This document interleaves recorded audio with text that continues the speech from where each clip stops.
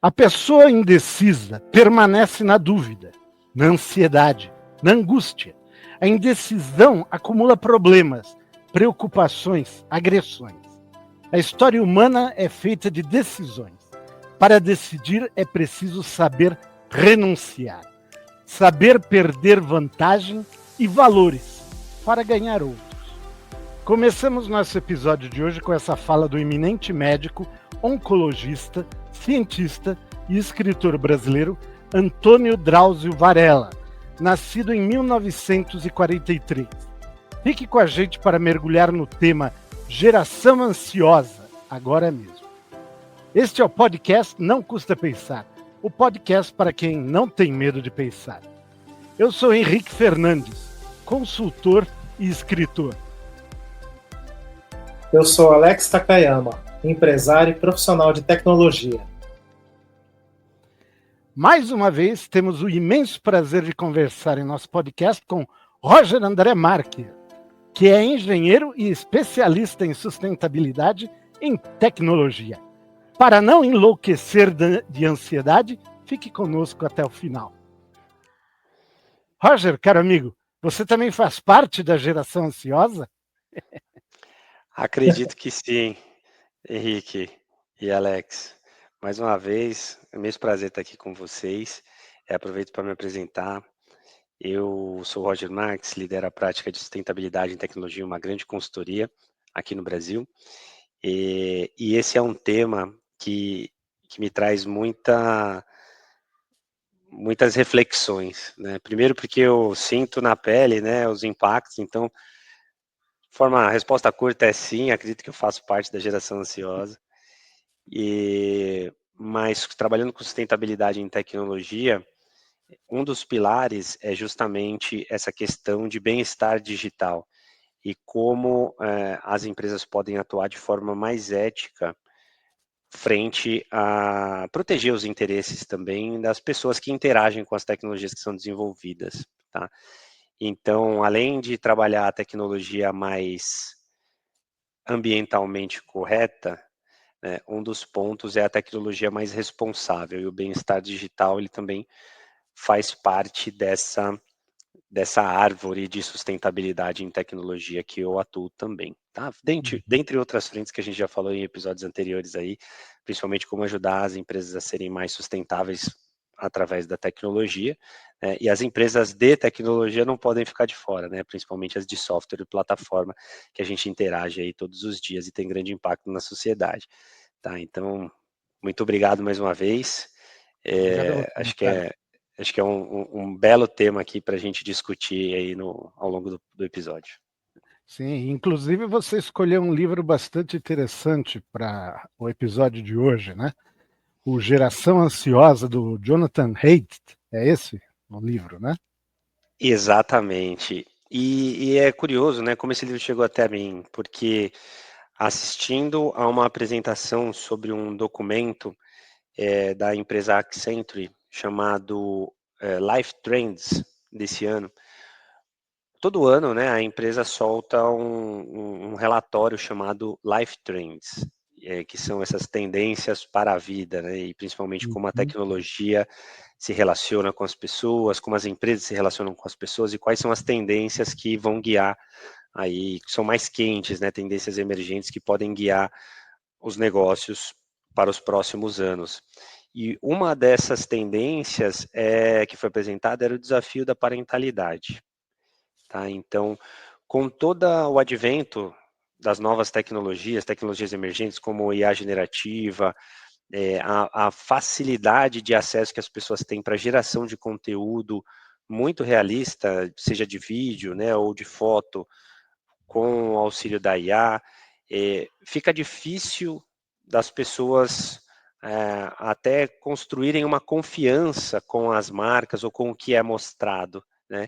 Então, tinham duas tendências que chamaram a atenção. Uma é essa questão da desconfiança que vem crescendo pelo público, o grande público, e a quantidade de golpes e como tem sido fácil, né,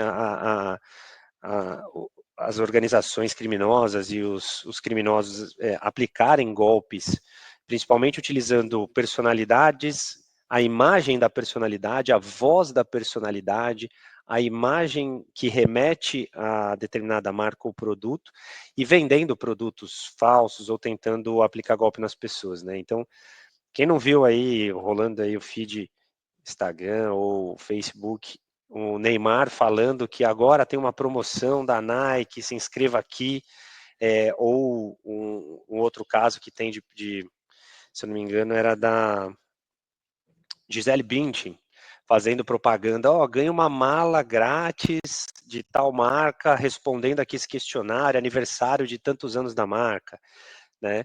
A minha esposa, ela quase caiu num golpe que a marca de tênis olímpicos, ela fez um tênis específico para o Dia Internacional da Mulher, e era um modelo todo rosa.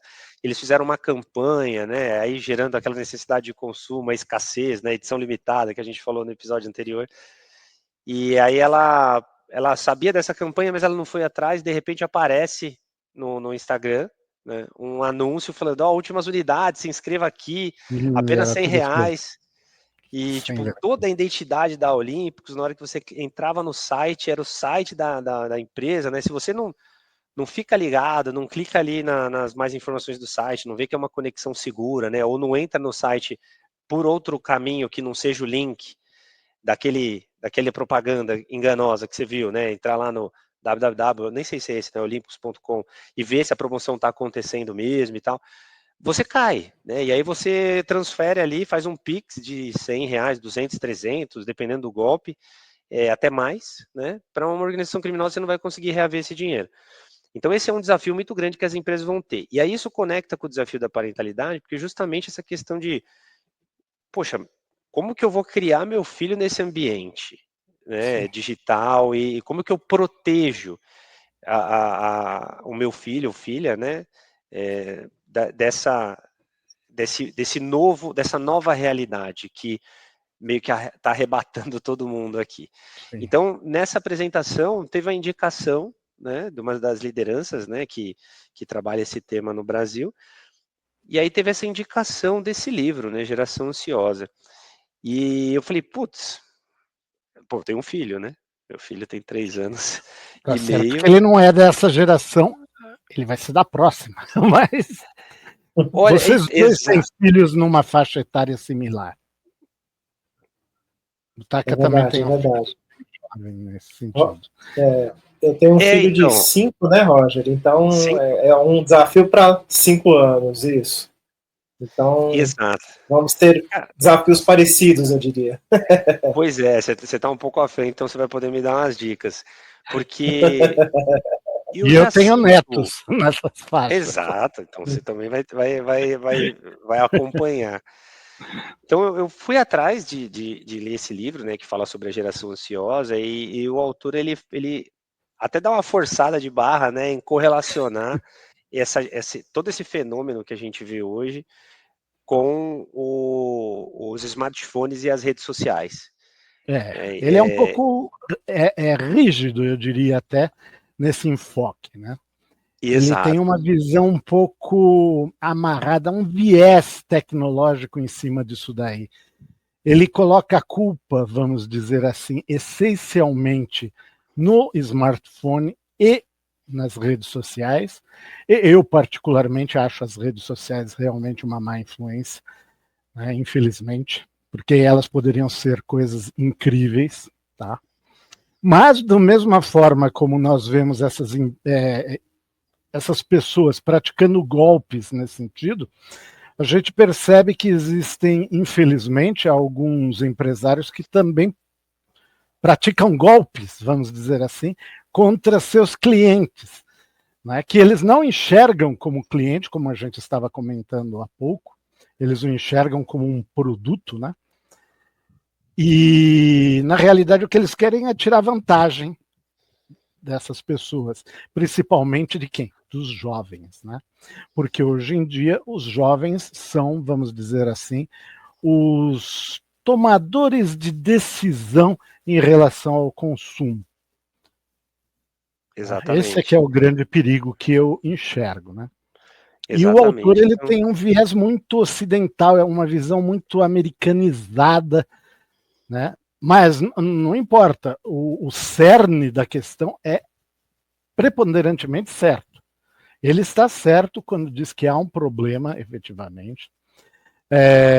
Talvez ele não aborde da forma mais adequada por causa desse viés ocidental americano, mas é uma questão que realmente a sociedade como um todo tem que abrir o olho. Porque, em primeiro lugar, nós estamos falando não de crianças de 5 anos, nós estamos falando da geração Z, ou seja, dos nascidos de 1996 em diante. Então, é uma geração que efetivamente é a geração atual que está no mercado de trabalho hoje, é a geração que vai cuidar de nós, tá? São os nossos filhos que cuidarão de nós, tá? E, essencialmente, nós temos uma responsabilidade muito grande com eles e, efetivamente, precisamos fazer algo a respeito, né? exatamente. Mas o que chamou a atenção, né? Eu não conhecia esse livro, não tinha ouvido falar. E aí, quando veio ao meu conhecimento, já, putz, tava querendo um livro para ler também, veio a calhar. E aí acabei devorando o livro ali e muita coisa fez sentido para mim, até porque é algo que me afetou pessoalmente também, o tema das redes sociais, né? Uhum. Então é algo que, meu, dificilmente você vê assim, até eu costumo perguntar para as pessoas, né? Quanto tempo você demora para pegar o celular quando você está num momento de tédio, digamos assim, né? Que poderia ser um momento talvez contemplativo, de você pensar em alguma coisa, né? Putz, o que que eu preciso fazer? Ou você planejar, pensar um pouco, fazer uma reflexão. E esses momentos, eles foram tirados da gente por essa angústia e até essa fissura, né? O livro ele traz muito essa questão do vício, da fissura, de você querer pegar o celular, bater a mão no bolso ali, já desbloquear e acessar uma rede social, ou acessar um canal de conteúdo, ou acessar alguma coisa, ou ver um filme, ou ver uma série. Então, essa máquina de atenção extremamente eficiente, que não é o smartphone em si, tá? Porque o primeiro iPhone, ele não causava essa vontade, né? Não. Mas a abertura de um mercado que foi as lojas de aplicativo, geraram um movimento gigantesco, é um mercado hoje gigantesco, né? A gente vê aí as maiores empresas do mundo, né? Em cima desses aplicativos. O Google nem tanto, porque era um site, mas o que seria das redes sociais se não fosse o smartphone, né? Se a gente tivesse que tirar um laptop do bolso e acessar ali Sim. um Instagram, um Facebook ou coisa do tipo, um TikTok. Então, essas máquinas de atenção, elas trazem essa facilidade, né? E isso com diversos mecanismos que a gente vê muito meticulosamente arquitetados para gerar esse anseio, essa necessidade. E um ponto que o livro traz que eu acho muito interessante é o custo de oportunidade, né? Que aí isso acabou me afetando de uma forma interessante também. Em certo momento eu me dei conta que eu não lia mais um livro, eu às vezes não assistia mais um filme ou uma série, às vezes eu não conversava mais com os meus amigos, não tinha convívio com pessoas. Tá mais difícil, né, agora com home office, né, teletrabalho, todas aquelas coisas. E as pessoas depois da pandemia, cada um foi para um lado e tal. Mas está cada vez mais difícil esse convívio com pessoas próximas, né? Muitas pessoas aqui que podem nos assistir ou ouvir não conhecem o vizinho de porta no Sim, prédio, né? sim. É verdade. Ou os vizinhos do prédio e tal, ou o vizinho da casa do lado e tudo mais.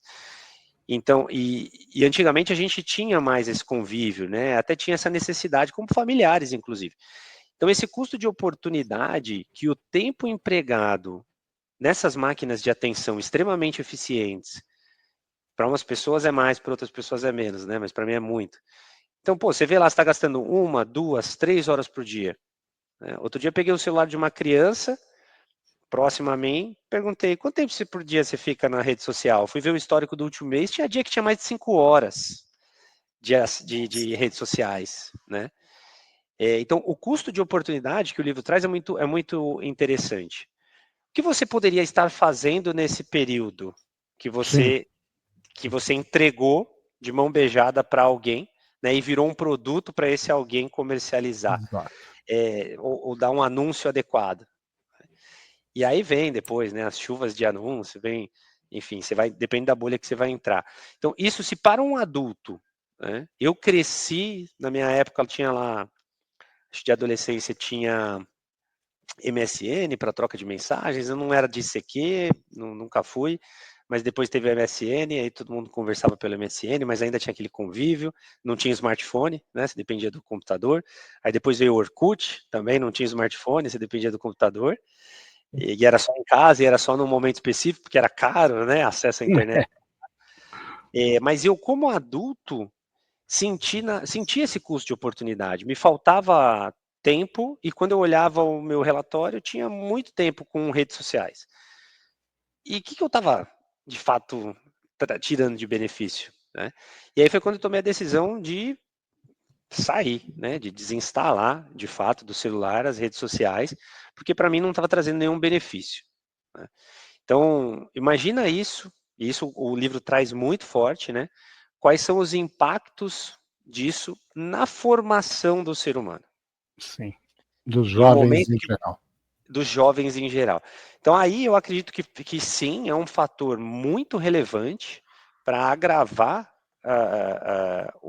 assim, até para explicar um pouco do que a gente vê hoje nessas novas gerações, mas tem N outros, né? Então tem um impacto no desenvolvimento da criança, né, para ser de fato uma pessoa ativa e funcional na sociedade, mas tem também o impacto da rede social e o alarmismo, né, da mídia e do algoritmo, aquele negócio que sempre direcionando algo para engajar, seja isso bom ou ruim para você, bom ou ruim para a sua saúde mental, não importa, para quem está montando, para quem montou aquele algoritmo, e aí acaba impactando na forma como os pais vão criar os filhos. Então a gente viu o impacto, por exemplo, na pandemia, que foi na onda anti-vacina, por bolhas e direcionamentos de conteúdo, seja de aplicativos ou sites, né, de streaming de vídeo, seja por podcasts. E aí a gente não está falando aqui de uma rede social, mas eu estou falando, por exemplo, do YouTube, Fizeram um desserviço total. Sim. Exato, um desserviço, né? Então, não só as redes sociais, mas estava ali, né, na mão de todo mundo, estava a fácil acesso. Então, tinha YouTube, tinha Spotify, tinha outras plataformas de disseminação de conteúdo que também direcionam, né? Então, quanto mais você interage, mais você vai caminhar naquele negócio. Uma vez eu vi um artigo falando sobre como o YouTube formava terraplanistas com um algoritmo de direcionamento de conteúdo, né? E de fato, a partir do momento que você cai no algoritmo em um perfil determinado, que eles têm muita informação sobre você. Tem até um documentário Netflix que chama O Dilema das Redes, que traz muito visualmente esse negócio, né? Então, a partir do momento que você cai na mira do algoritmo, ele vê lá, ó, eu tenho um perfil X, então determinada escolaridade, determinada região, determinado alinhamento político, porque eles sabem o seu alinhamento político, determinado alinhamento ideológico, eles sabem praticamente tudo sobre a gente, né? Porque a gente já entregou esses dados por anos, né? Pelo que a gente curte, o que a gente gosta, o que a gente não gosta. Gera mais engajamento para a gente. Então, pô, se eu estou naquela linha e ele vê um conteúdo engajando e eu ativo vários flags ali, né? Que conectam com aquele conteúdo, ele vai jogar aquele conteúdo para mim. E aí, a partir do momento que eu engajo, quanto mais tempo eu fico nessa plataforma, mais produto eles vão ter para vender, que são os dados de preferência, né? E até saber qual que é o melhor momento para te fazer uma venda de um produto que você viu ali. Então, poxa, se você está mais deprimido, ou se você tem um comportamento, eu estou há muito tempo assistindo conteúdo, então, poxa, por que eu não estou socializando? Será que eu estou com algum problema emocional, sei lá. Então aí, pô, qual que é a tendência de eu comprar nesse momento? É maior, é menor? E aí, pô, anúncio, fez a venda, comissão maior e assim vai. Aliás, Então, tudo você isso... agora falou uma coisa bem interessante que me...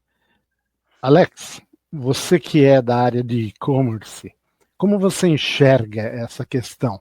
E isso é realmente algo que é muito importante para o e-commerce dar certo? Eu não diria que é algo importante para o e-commerce dar certo, mas o que eu poderia dizer é que realmente existe essa tendência de você tentar trabalhar a atenção dos usuários, né? Nos Estados Unidos mesmo, eles têm um jargão que eles utilizam, que é a da economia da atenção. Eles dizem que a gente primeiro viveu um mundo onde a informação era o produto, e agora a gente está numa era onde o que é o produto é a atenção das pessoas. Então é uma briga constante para atrair essa atenção. Uma das questões que eu posso dizer que eu acho que entram muito fortemente nessa briga pela atenção são as campanhas de remarketing, né? Então, no e-commerce, você consegue, que nem o Roger estava falando, ir tagueando os usuários a partir de todos as ações que ela vai fazendo através do navegador. Então, o Google sabe todos os sites que você clicou, que você visitou, não só o Google, mas o Facebook, né, a Meta, a Apple, todas essas empresas sabem, e você consegue, então, transformar isso em campanhas de marketing para que a pessoa volte para um site que ela, porventura, tenha visitado. Então, você é realmente direcionado, a partir do momento que você se expõe na internet, você vai acabar sendo traqueado aí e acompanhado por toda essa tecnologia que vai trazer efetivamente as coisas, mais daquilo que você já procurou, né? Acho que é isso que o Roger tanto fala dos algoritmos. E o mesmo se aplica, acaba se aplicando para outras questões, né? Por exemplo, você está no YouTube, você está vendo ali um podcast que faz um anúncio de uma determinada camisa ou de um determinado produto, pode ter certeza que depois que você sair daquele vídeo, outros vídeos similares vão aparecer, porque o conteúdo que o YouTube te sugere é parecido aos que você já assistiu anteriormente, mas também outros sites que você venha visitar, você pode ser impactado por aqueles mesmos produtos que foram anunciados naquele vídeo. Então, toda essa máquina, ela gira de uma forma a captar sua atenção, e isso é ainda mais potencializado, eu acho, nessa geração que a gente está discutindo, que é a geração Z, que já nasceu com essas tecnologias fazendo parte do dia a dia delas, né? Então, uma pessoa que nasceu ali em 1990, a internet meio que começou a se tornar popular no Brasil em 2000, ela tinha 10 anos, então ela já nasceu ali vendo um computador como funcionava, não é nada estranho para ela. Né, aos 20 anos, assim, idade 18, né, onde ela atinge a maioridade, já existiam smartphones, né? Então, é muito natural que essas pessoas... A pessoa já tinha passado dessa fase, né? Mas as pessoas, o que eu quero dizer é que quanto maior familiaridade que você tem com a tecnologia, eu acho que mais suscetível você está a cair nessa onda dos algoritmos, né? De você não buscar conteúdos novos, porque você já nasceu com aquilo sendo normal para você. Uma pessoa que talvez não estivesse dentro desse ambiente, como eu, por exemplo, eu nasci na década de 80, então eu peguei a transição, né? Eu até hoje, eu me policio, eventualmente, falo, eu vou parar de ver um YouTube e vou ler um livro, sabe? Então a gente tem uma consciência diferente, mas eu acho que as gerações mais novas nem tanto, né? Pois é, e aí traz essa questão, né? Então, pô, impactou a gente, então vem esse direcionamento, a gente vê muitos adultos que passam muito tempo em redes sociais ou em aplicativos de streaming e tudo mais, né? Por exemplo, YouTube e tal. E aí vem esse alarmismo todo, né? Então o livro ele traz alguns dados interessantes que falam tipo, pô, as pessoas brincaram livres quando eram mais novas, né? E aí a gente falando aqui, uma visão mais norte-americanizada do negócio, mas as pessoas das gerações anteriores brincaram mais livres em épocas que era muito mais perigoso. Então, estatisticamente, a chance de ter algum problema, pelo que o livro traz, na época que as gerações anteriores cresceram, eram maiores, né? Então, de ter algum problema... O livro, ele é tendencioso nesse aspecto, porque uma coisa que, aliás, eu mesmo já comentei com você, Roger, no meu tempo, quando eu era um jovem, estamos falando nos anos 70, né? Eu nasci na década de 60. Então eu tinha 10 anos em 72. Naquele tempo você podia jogar bola na rua, sem problemas. Eram ruas não asfaltadas, eram ruas de terra. Passava um carro por hora e olhe lá, e mesmo assim é uma velocidade mínima, porque a velocidade era controlada pelos buracos que existiam lá, verdadeiras crateras. Então as crianças podiam brincar tranquilamente, existiam inúmeros terrenos baldios que você podia jogar bola, terrenos esses que hoje estão construídos prédios de apartamento. Então realmente existia, e eu te digo sinceramente, essa visão de que eram períodos mais perigosos não é correta. Eram períodos mais tranquilos, por incrível que isso possa parecer. Tá? Eu digo isso aqui. Não digo em Nova York, né, que é o que o autor provavelmente estava citando. Né? Ele estava citando os Estados Unidos ali, que era um outro cenário. Então, a gente tem que fazer esse paralelo. Talvez um exercício interessante era a gente tentar tropicalizar algumas coisas, né? Porque uma coisa que me ocorreu agora é o seguinte: ele faz, no começo do livro, ele faz ele traz muito dado, muito gráfico ali, destacando um período específico, né? Que é um período que ele chama de grande transição, que foi quando as crianças começaram a ter acesso aos seus próprios smartphones. Nos primeiros momentos, o primeiro iPhone era muito caro, tudo era muito caro, mas depois isso baixou o custo e as crianças começaram a ter seus primeiros smartphones. Eu não sei muito bem se isso casa com a realidade do Brasil. Quando será, por exemplo, hoje, né? A gente deu até uma pesquisada aqui para ter uma ideia, mas dados de 2024 indicam que 93% dos jovens entre 9 e 17 anos utilizam a internet, com 98% acessando-a principalmente por meio de celulares. Ou seja, isso aqui é Brasil, isso é dado do Brasil. Tá? E essa pesquisa que você fez provavelmente abrange todas as classes sociais brasileiras. Exatamente, são todos os jovens, estou falando todos os jovens. Então... Praticamente 100% dos jovens acessam, né? Praticamente 100% dos jovens acessam. Então, tá? Os Estados Unidos, ele viu um movimento de amplificação de problemas de saúde mental e, posteriormente, problemas de adultos, Estados Unidos, Reino Unido e Canadá, né? E que ele traz mais ali no livro. E depois adultos com problemas de empregabilidade ou outros problemas mentais no decorrer da sua vida, depois dessa inserção grande de celulares, que o autor chama de grande transição, né, que é a mudança da infância baseada no brincar para a infância baseada no celular, né, no smartphone. Será que aqui a gente vai ver isso um pouco descolado no tempo? Será que a gente tem alguns anos para começar a sofrer mais desse mal que tem lá? A gente vê muito se falando de, por exemplo, aumentam casos de depressão no Brasil, aumentam casos de jovens que tiram a própria vida, né? Mas é uma coisa interessante. Isso que você falou, inclusive a gente já havia discutido anteriormente, é meio relativo, né? Porque se nós falamos que aumentam os casos de depressão pelo uso das mídias sociais, as redes sociais e os celulares, pura e simplesmente, nós estamos sendo tendenciosos e um tanto ingênuos, né? O que eu acredito essencialmente é que, a partir do momento que você tem acesso a uma ferramenta como o smartphone, que te permite navegar em inúmeros sites, ter acesso a informações do outro lado do mundo na hora que acontece. Nós sabemos hoje que estamos vivendo num período conturbado da humanidade. Temos problemas seríssimos com superpopulação, seríssimos problemas de desigualdade social e mais sérios problemas ainda com o meio ambiente e as famosas crises climáticas.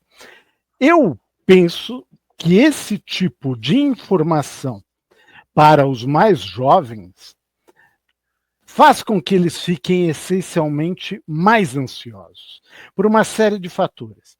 Em primeiro lugar, eles não enxergam uma visão de futuro claro adiante. Eles não sabem como será quando eles tiverem a idade, por exemplo, dos seus pais. Será que terão emprego para todos eles?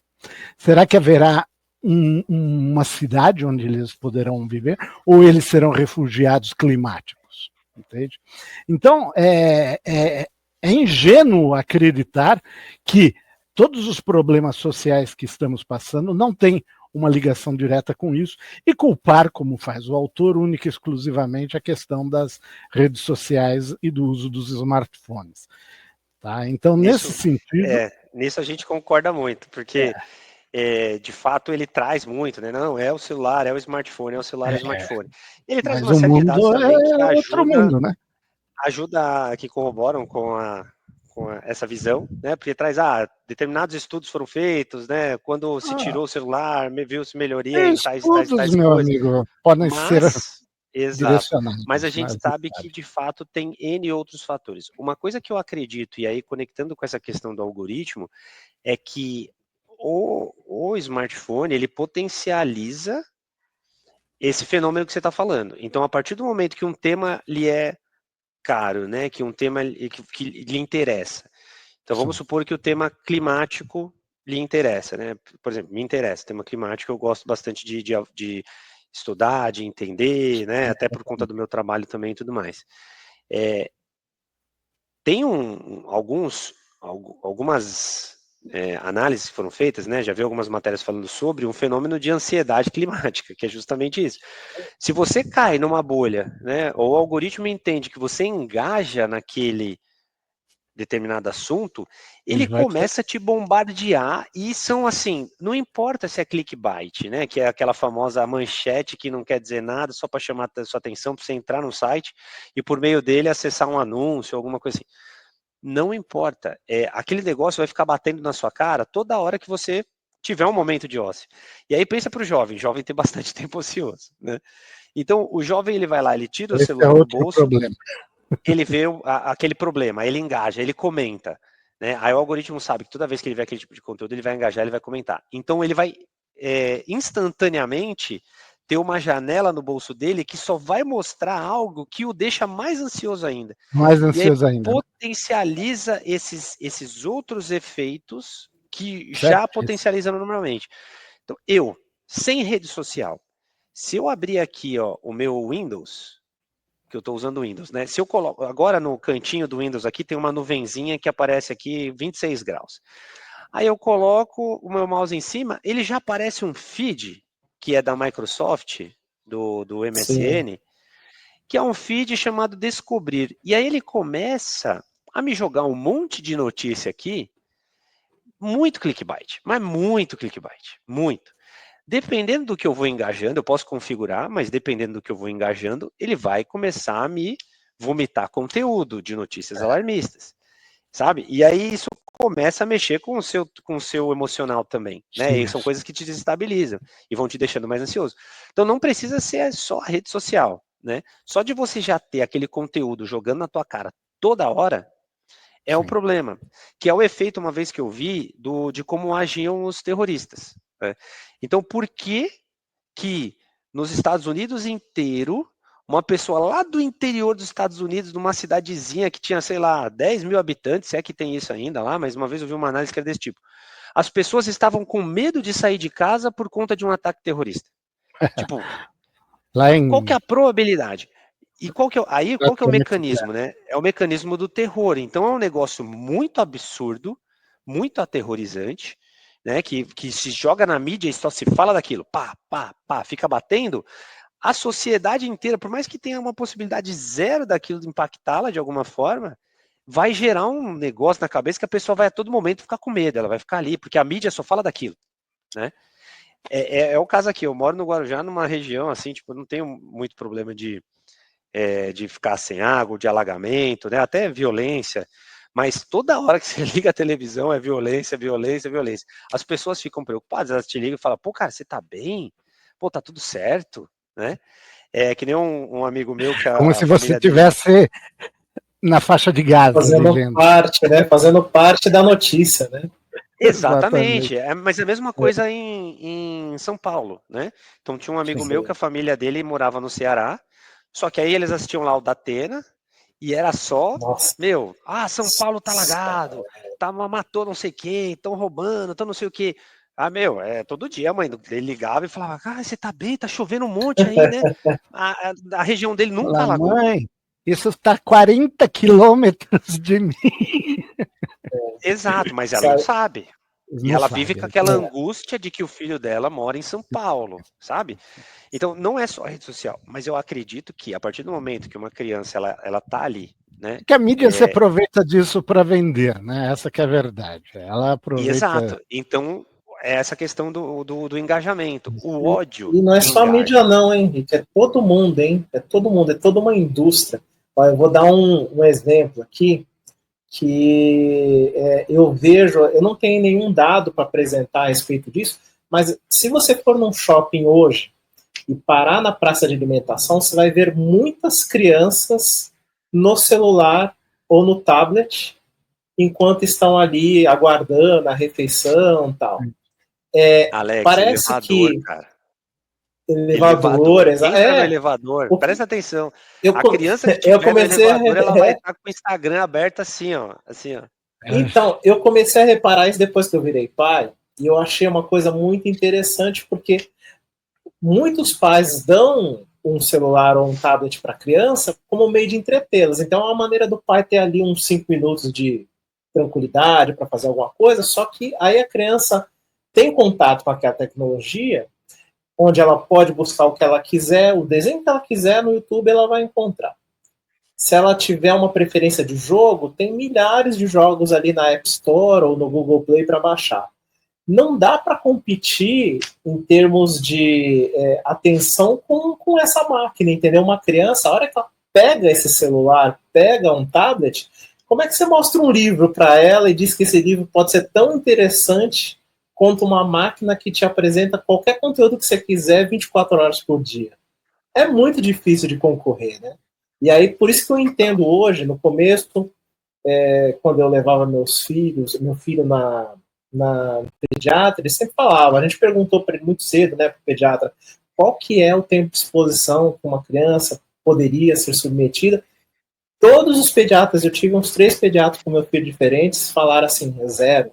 Você deveria expor seu filho a 0 horas de tablet ou de celular. Aí você fala, né? Você para, eu sou uma pessoa de tecnologia, você fala, mas pô, meu filho vai nascer desconectado desse mundo que a gente vive hoje. Será que isso é certo? Você fica com essas questões na cabeça. Mas aí, ao mesmo tempo, você vê essa outra realidade, onde as crianças também se viciam. E aí, juntando no que o Roger falou, será que a gente vai ver um efeito tardio, né, dessa ansiedade nas crianças? Eu acredito que sim, justamente por causa disso. A gente teve primeiro essa geração Z, que a gente já está vendo no mercado e as consequências, mas a gente tende a ver algo muito pior, eu acho, com as próximas gerações.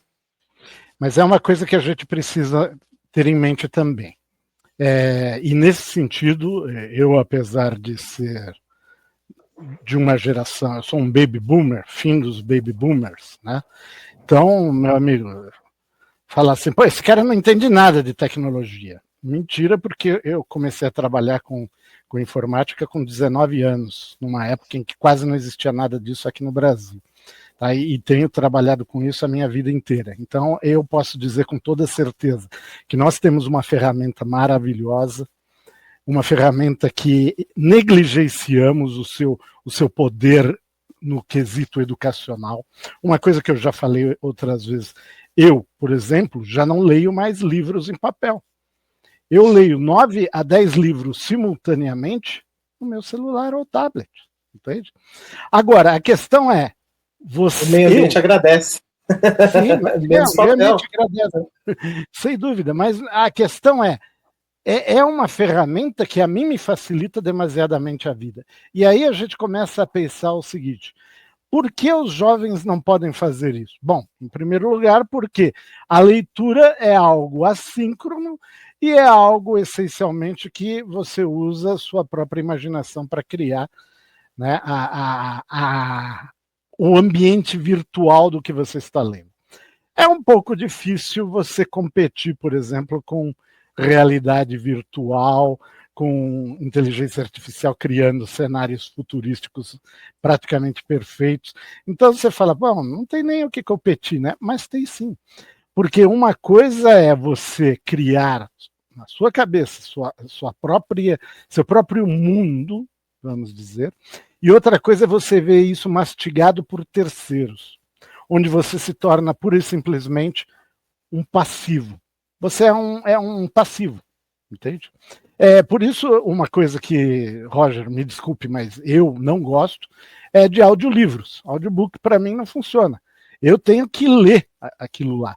Um audiobook eu não consigo me concentrar efetivamente, porque a pessoa está lá falando e tal, e isso me foge. Eu quero ter um ritmo quando eu leio, entende? E esse tipo de coisa se perdeu, ou seja, as gerações dos anos 80 simplesmente negligenciaram esse ensino nas escolas em relação às crianças. Negligenciaram a importância da leitura. Tá? Tanto é que tem muita gente hoje, inclusive ex-presidentes, que se vangloriam, né, de que eu não leio, não preciso ler, para que eu vou ler? Entende?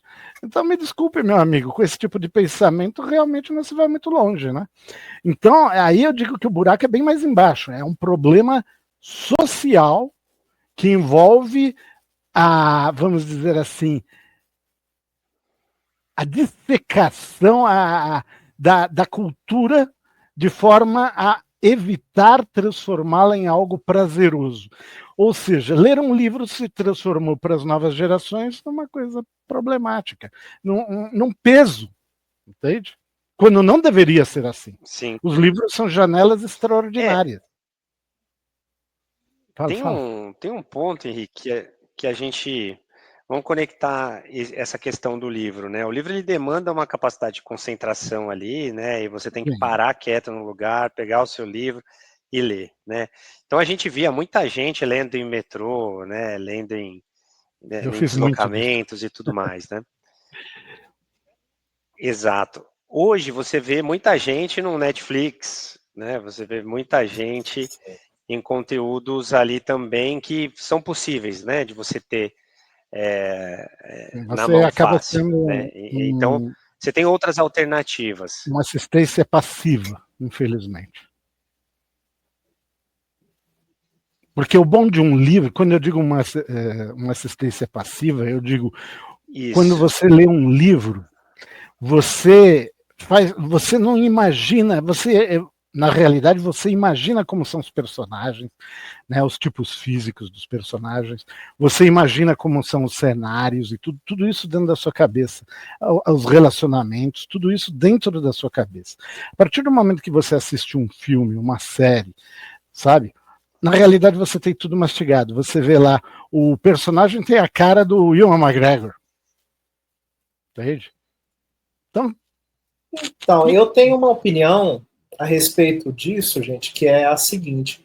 A gente tem diversos tipos de mídia, né? A mídia escrita, a mídia né, de vídeo, o áudio. São várias mídias diferentes que a gente tem à disposição hoje, inclusive por causa do celular. E a minha impressão, tá? Eu posso estar errado aqui, eu queria trazer até para a discussão, é que nós sofremos, na realidade, de uma... E quando eu digo nós, é a sociedade, no geral, desse movimento, né? Uma ansiedade por movimento. Parece que você pegar qualquer tipo de atividade que demore muito, hoje se tornou um problema. Porque você vê que os jovens leem, às vezes, eu já vi isso acontecendo, quando tem um post lá que os interessa, eles leem até o último comentário, pode ter 1000 comentários ali no vídeo do YouTube, eles vão ler os 1000 para depois colocar os dele lá, achar ruim ou debater. Ou seja, eu acho que a leitura ela do livro é diferente, obviamente, mas não é uma incapacidade de leitura. O que eu quero dizer é que as pessoas estão tão ansiosas para mudar de conteúdo, o mundo tem que ser tão rápido, que elas não aguentam pegar um livro que tem 200 páginas para ler mais. Elas estão querendo ver um short de 1 minuto. Sim. Sim. E isso é um problema que as redes sociais sim criaram. Eu vejo como um problema de você está tão acostumado com conteúdos curtos que quando você pega um conteúdo denso, você sente dificuldade de assimilá-lo. O que vocês acham? Sim, eu concordo totalmente, cara. Hoje, até a gente mesmo, você chama um Uber, se ele demora mais de 5 minutos, você já começa a achar ruim. Né? Antigamente a gente tinha que chamar o táxi, programar um dia antes pro táxi, né, para chegar. É verdade, nossa. Aí você ligava pro táxi e demorava meia hora para chegar um táxi na tua casa. Eu vejo meu filho, né? Meu filho, a gente caiu nessa cilada do YouTube Kids. YouTube Kids não vai ter problema, né? O YouTube normal, sem condições nenhuma, né? Não dá. É vídeo curto, cara. É uma maluquice, assim, os shorts, né? Mas, quando você entra no YouTube Kids, você tem N tipo de conteúdo, tudo que é quantidade, variedade de conteúdo lá. Nada que eu achei que seria prejudicial em termos de conteúdo, mas a forma da navegação, ele é tão intuitivo que meu filho, com menos de 3 anos, ele já conseguia navegar. E o que ele entende? Quando ele pede para ver o celular, teve um momento que ele pediu, eu quero assistir. Aí a gente colocava um filme para ele ver. Ele falou, não, eu não quero esse, eu quero aquele de botão. Porque no YouTube Kids, ele pode ir trocando os vídeos. E aí o algoritmo ele é tão eficiente que ele entende as preferências e tem uma lista de vídeos que vão chamar a atenção dele, que seja por 5 segundos. Então ele não fica mais do que 10 segundos num vídeo. Se o vídeo começa a ficar chato, ele já muda.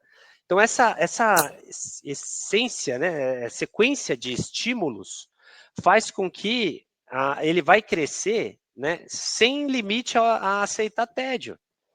Então você pega um vídeo da Disney, coisa mais linda, né, ou da DreamWorks, dos clássicos, né?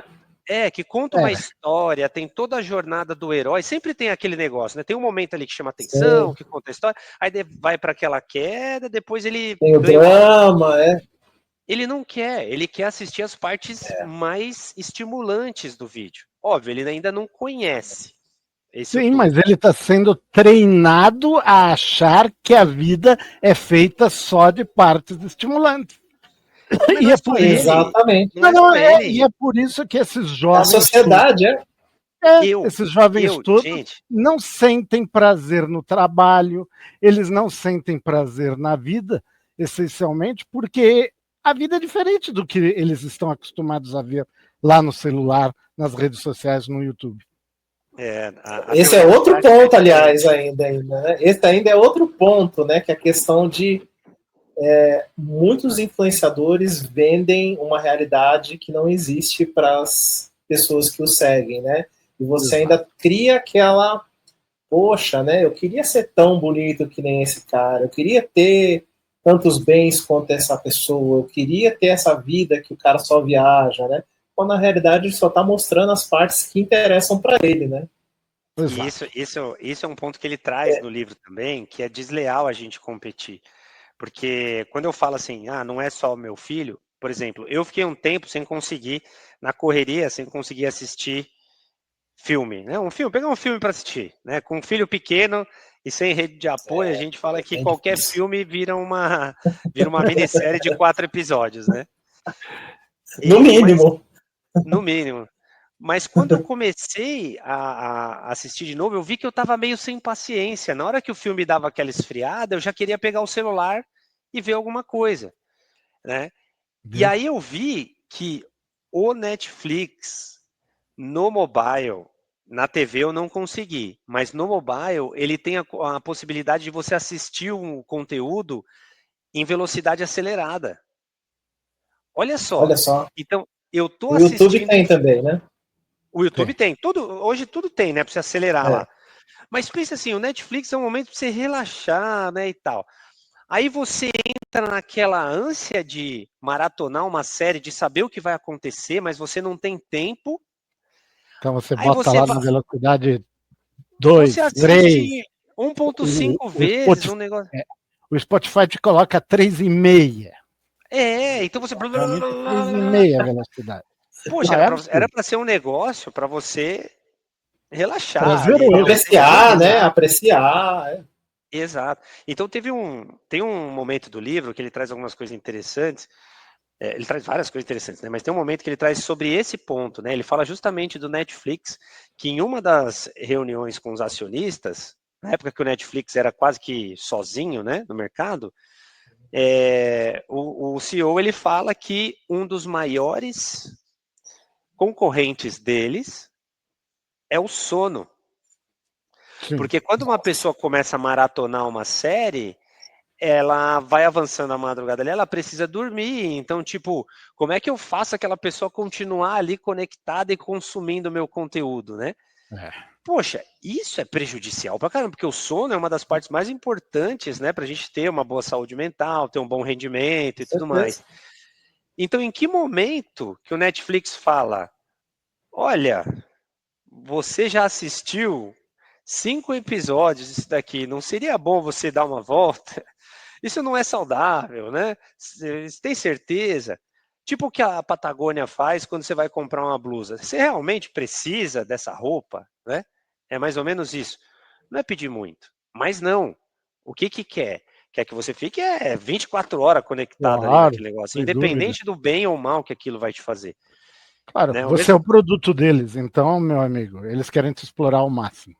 Tá. Exatamente. É como um avião. Um avião ele só rende enquanto está lá no ar voando. Quando ele está no chão, ele é um gasto. A mesma coisa é eles, né? Exatamente. Então, essa questão da ânsia, né, do imediatismo e de se manter raso, é um mecanismo assim, de uma máquina de atenção extremamente eficiente, mas que ela tem esse impacto da gente perder a capacidade de suportar o tédio. Mais uma vez, a humanidade criou a armadilha perfeita e se trancou dentro dela. Essa que é a verdade. Exato, até os adultos há um mesmo, tempo atrás, tá? quando começaram porque uma das coisas que inclusive no livro se fala bastante, é essa questão das escolas limitarem, ou seja, simplesmente impedirem o uso do celular durante a aula. Eu, particularmente, quando isso surgiu aqui no Brasil, alguns poucos meses atrás, eu fui contra, no primeiro momento, porque eu sou da opinião de que o celular é uma ferramenta de ensino maravilhosa. Mas, diante dessa concorrência terrível com essas mídias sociais, cujo interesse é único e exclusivamente econômico, realmente não há outro jeito melhor do que impedir que as crianças fiquem com ele durante a aula, porque do contrário elas não vão aprender nada.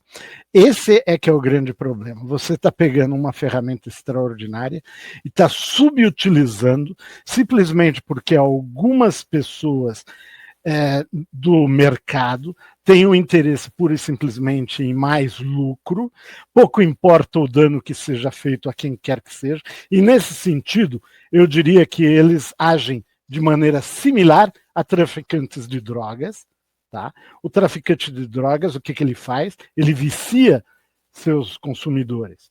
Essa gente faz a mesma coisa, vicia seus consumidores também. Então eles são traficantes de drogas, cara. Pura e simplesmente.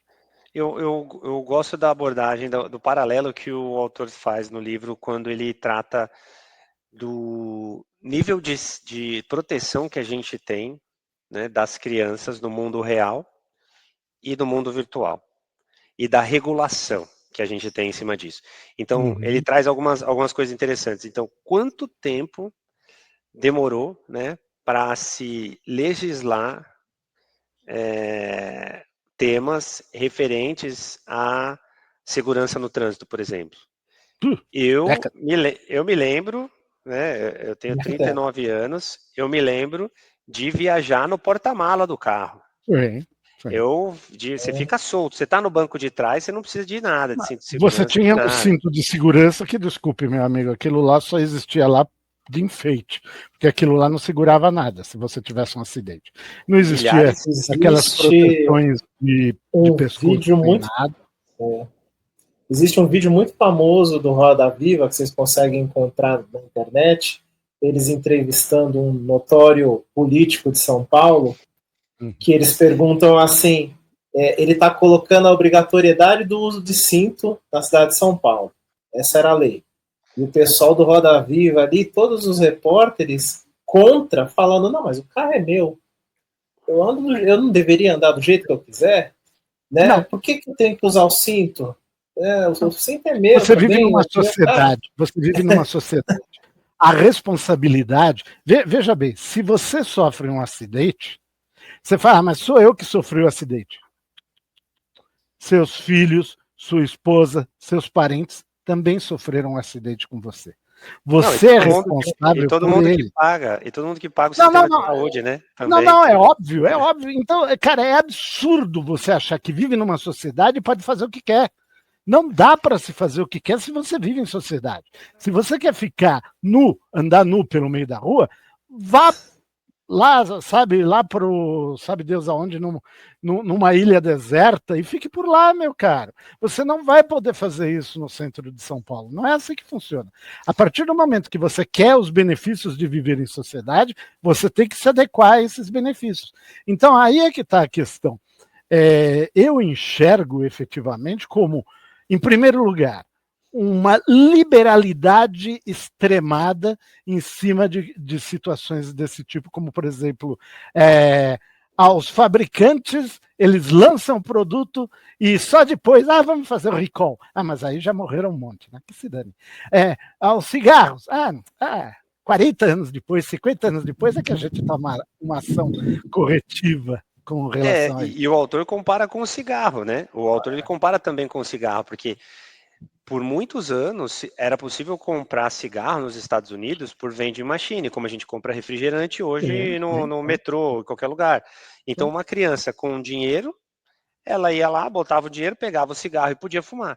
Então, depois de um tempo, né, foi se regulando essas indústrias. Então, a gente sabe que para proteger crianças precisa de cadeirinha. Aí é que demorou demais, esse é o problema. Exato. Demorou demais. Demorou. Mas e agora a gente está querendo regular uma coisa que é ainda mais complexa, que é esse vício pelo rápido, esse vício por muitas informações rápidas em pouco tempo. Cara, como é que vamos conseguir fazer isso? Não é só tirando o celular das crianças no período de aula, não. Aí, nesse sentido, eu diria que é dando uma função diferente a essa ferramenta. E, sinceramente, eu sou a favor de punições exemplares aos empresários, a todos aqueles que se aproveitam dessas situações não reguladas para tirar vantagem. Entende? Que isso é uma coisa que a sociedade permite e não deveria permitir. É que enquanto não é lei, enquanto, né, o que está sendo infringido, né? A ética, a moral, os bons costumes, talvez a gente possa amigo, discutir, deveria ser o primeiro passo, mas infelizmente não é. Ou seja, tem que ter uma lei escrita. Ai, meu Deus, que lindo. Ou seja, no tempo do Velho Oeste, você saía matando as pessoas, como não tinha uma lei, então lindo e maravilhoso, você matava quem você quisesse. Exato. Então, assim, olha só, a gente tem e o autor traz muito bem isso, esse cuidado pelas crianças, né, no mundo real. Então, os pais super preocupados, não pode fazer isso, não pode fazer aquilo, não fale com estranhos, não sei o quê. Aí você dá acesso a uma janela para o mundo, onde não tem nenhuma... É meio que assim, você está num lugar, vamos fazer alguns terra de ninguém, onde você pode comprar cigarro à vontade, né? Onde você pode assistir o filme que você quiser, o conteúdo que você quiser, qualquer pessoa pode falar com você, à vontade, com qualquer intenção que seja, né? e pode te convencer as coisas ou fazer qualquer coisa. Então você solta seu filho num mundo desse. E essas plataformas, elas não se responsabilizam, né? Então, ou seja, Deveriam ser você... fortemente responsabilizadas. Pois é, Assim então a partir como do a momento... Johnson Johnson agora foi responsabilizado pelo talco, que eu sempre toco nesse ponto, porque ele grita aos Será? olhos. Será? Então, eu quero ver se vai chegar a vias de fato. Não, Mas mas vamos aí é que esperar. está. Vamos esperar que aconteça, porque se não acontecer, é mais uma das palhaçadas da humanidade. Mas a realidade hoje existe a possibilidade dela sofrer penas financeiras imensas. Isso teria que acontecer com a Meta, teria que acontecer com a Microsoft, teria que acontecer com o Google, teria que acontecer com a Apple, com muitas das empresas que se aproveitaram dessas situações todas. Hoje, nós deixamos que as bets se aproveitem da mesma forma, entende? Sabendo que aquilo lá é negativo, é uma coisa ruim, é viciante, e a gente permitiu isso daí. Por quê? Porque interesses espúrios estão em primeiro lugar. Aí, meu amigo, aí fica difícil, não é verdade? Fala Pois sério. é. E aí Nessa linha do Roger, desculpa, Pode Roger, falar, tá? nessa linha do Roger, eu acho que tem uma questão muito interessante para colocar, que não são só as redes sociais, né? Por exemplo, eu vou dar um exemplo que eu vi de uma notícia, tá? Não aconteceu comigo, mas eu vi essa notícia, que é daquele jogo Roblox, né? Que a plataforma é essencialmente jogada por crianças e adolescentes, né? Um jogo virtual lá, você cria meio que seu avatar lá, você cria umas aventuras lá, eu não sei todos os detalhes do jogo, mas que existiam aliciadores de menores que se utilizavam da plataforma para chegar nas crianças e nos adolescentes, né, para fazer todo tipo de abuso, né, desde abusos psicológicos até convidar para se encontrar em locais, né, públicos, ou né, encontrar com a criança fisicamente. Então, ou seja, é o que você falou realmente, é uma janela que você está deixando seu filho ou as crianças acessarem e tem diversos perigos ali, né? Diversos, são muitos. Tem muitos. Falta responsabilizar as pessoas que fazem essas atividades. Falta responsabilizar e punir adequadamente essas pessoas. Infelizmente, a maior parte das pessoas só entende punição. Parece mentira, mas é assim que funciona. Olha que pena. Eu não cometo infrações no trânsito, porque senão eu sou multado. Quando você deveria dizer, eu não cometo infrações no trânsito porque eu posso prejudicar alguém. Não só a mim, mas a outros. Não. Não, mas aí eu corro o risco de ser multado. Por isso eu tento não fazer. Mas, se possível, eu boto uma fita adesiva lá na minha placa e eu não sou pego. Meu amigo, com esse tipo de pensamento, aonde a gente chega? O autor ele traz um caso interessante de uma mãe e uma filha, né, que estão com um processo em andamento. Não sei se já teve um fim a história, né, mas ele traz lá o caso de uma menina que os pais decidem proibi-la de ter Instagram. Ela dá um jeito. É que eles estão processando a Meta por isso. Exato, sim. Então ela dá um jeito, porque sim, você dá um jeito, então ela vai lá, descobre um jeito de esconder o aplicativo, né? Ameaça se machucar ou fazer coisas contra ela. Exato. Se os pais não deixarem, e assim vai. E aí ela fica naquela dependência de ter para se sentir parte de um grupo, né? E ela quer ter o contato, aí ela tem o contato, ela começa a ter problemas de aceitação, autoaceitação, problemas com a própria imagem e tudo mais, cai numa bolha de comportamentos ali, de estímulo a comportamentos anoréxicos, se desenvolve, vira uma pessoa com problemas de anorexia, e aí isso atrapalha toda a sua infância, adolescência e vida adulta ali. A vida inteira dela, praticamente. Exato. Então os pais e ela estão numa ação contra a Meta por conta de que, principalmente em decorrência dos vazamentos que ocorreram de documentos internos das empresas, com apresentações, falando que eles sabiam como esses mecanismos funcionavam e de potenciais riscos e tudo mais, ela está lá e movendo uma ação, mas é uma pessoa, né, contra um gigante corporativo. E é complexo, né? A gente viu complexo o caso do... por isso. Entende? É complexo por isso, porque eles deixam que as pessoas físicas se preocupem. Ou seja, o Estado simplesmente tira o dele da reta. Entende? Quando deveria ser o Estado a processá-los, em nome da população. Isso seria o correto. Porque, afinal de contas, aquela pessoa deu um gasto para o Estado, um gasto enorme. Ela não estragou só a vida dela. Ela usou o sistema público de saúde, e esse sistema público de saúde tem um custo. E, no entanto, ficou por isso mesmo, entende? Então, meu amigo, eu diria que a sociedade inteira é corresponsável nesse caso. Né? Então, e um negócio engraçado que aconteceu hoje, né, até compartilhei com o Henrique, o Instagram, numa página inteira do jornal Folha de São Paulo, colocou um anúncio. Instagram apresenta, hoje, né, quando a gente está gravando esse episódio aqui, dia 18/2/2025, Instagram apresenta contas de adolescente, proteção padrão sobre quem pode entrar em contato com eles e ver o conteúdo que podem ver. Então tem ali privacidade da conta, quem pode interagir com o adolescente, o que o adolescente pode ver e gerenciamento de tempo. Bom, né? Eu acredito que grande parte, né, aquilo é para inglês ver. Porque, assim, pelo que o autor traz no livro, muitas dessas coisas, elas não vão funcionar, porque, de fato, o adolescente ele vai conseguir ali burlar. É mais ou menos como aquilo lá. Eu sou um motorista. Putz, passei o farol vermelho. Então deixa eu próprio me multar. É mais ou menos nessa linha. Então, hoje, um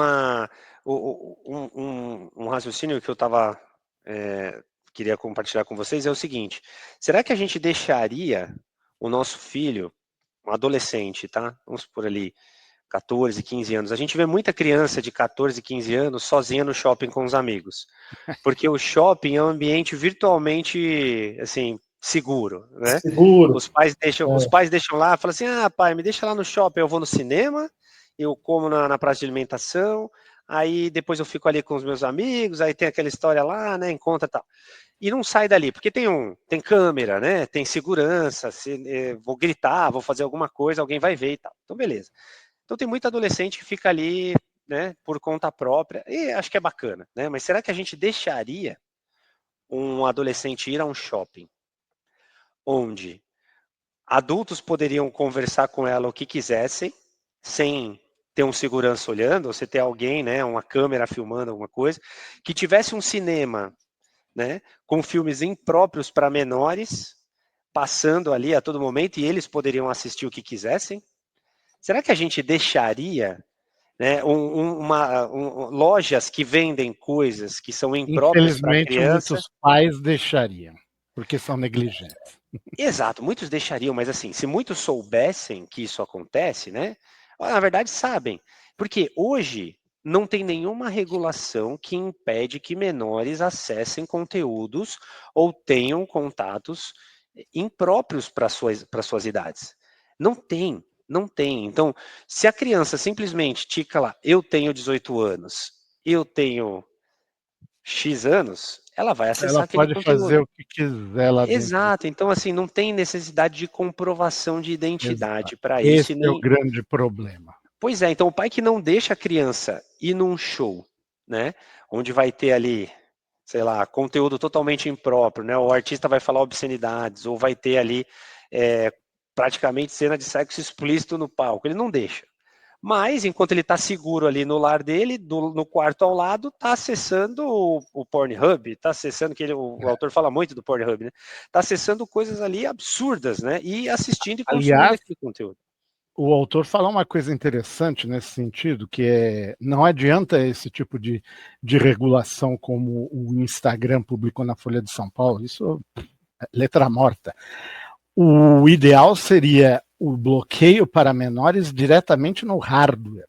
Ou seja, se aquele celular é notoriamente conhecido como de propriedade de um menor, por default, de fábrica, ele já vem com toda uma série de coisas bloqueadas. E caberia aos pais desbloqueá-las. Diferente do que é feito hoje, né? Que vem tudo desbloqueado e aí, se o pai quiser, ele bloqueia. A maioria dos pais Uma não se importa e a outra, a grande maioria, não entende patavina daquilo lá para efetivamente fazer algum tipo de diferença nesse sentido, né? Exato. E o que Mas, seu filho está fazendo? Ah, ele está jogando o joguinho dele lá. Como é que funciona? Pô, não entendi. eu nem Eu, sei, eu nem eu sei, peguei, nem vi. eu peguei o Roblox uma vez do meu sobrinho estava jogando Roblox, eu falei, daqui, deixa eu jogar. Cara, eu não conseguia entender nada. Eu falei, tá, mas o que você tem que fazer nesse negócio? Para que serve? Um jogo feio pra caramba. Nada a ver com nada. Um negócio muito, muito bagunçado, assim. Mas que as crianças adoram. Então é o meu filho, por exemplo, que com 3 anos e meio, ele prefere ver um conteúdo gravado com uma câmera caseira, feita por um pai que grava os filhos brincando de alguma coisa ali. Bonitinho, até legal, uma edição fraquinha e tal, mas ele prefere ver aquilo do que assistir Disney. Ele prefere ver aquilo do que assistir cartoon, sabe? Uhum. Coisas que você fala assim, putz, todo um negócio muito preparado, elaborado, todo um mercado, milhões gastos em conteúdo, e uma pessoa com um celular e um Hot Wheels na mão, ela faz um vídeo que prende a criança prefere assistir aquele negócio. Então, olha que maluquice. É o conteúdo que é bom, ou é o algoritmo que direciona, né, de acordo com a preferência, a criança acaba consumindo aquele conteúdo. Então, isso é um negócio que a gente precisa começar a olhar com muito cuidado, né? E que tem alguns países, que aí é sempre controverso falar, né? Mas que são mais ágeis na regulação, tá? Então, por exemplo, recentemente saiu uma notícia, né, de que os 3 maiores influencers da China, no equivalente ao Instagram deles lá, simplesmente tiveram suas contas canceladas, tiveram alguns problemas lá, que o governo os classificou como ostentação excessiva. Olha só. Então, assim, Sim, por exemplo, o governo entende que aquilo não é bom para a maioria da população, porque eles estão ostentando Nossa. excessivamente.